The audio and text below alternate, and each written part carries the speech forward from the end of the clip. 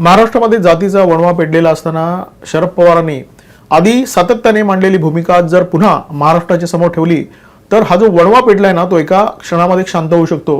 परंतु शरद पवार असं काही करणार नाहीत, कारण असं करणं त्यांना राजकीयदृष्ट्या फायद्याचं ठरणार नाहीये.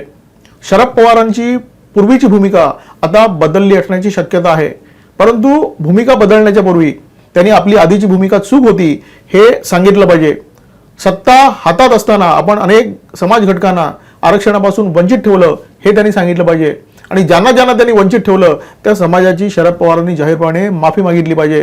परंतु शरद पवार असं काही न करता आता सत्ताधाऱ्यांना शहाणपणाचे डोस देत आहेत, सत्ताधाऱ्यांना शहाणपणा शिकवत आहेत की महाराष्ट्रामध्ये कायदा सुव्यवस्था टिकवणं ही तुमची जबाबदारी आहे.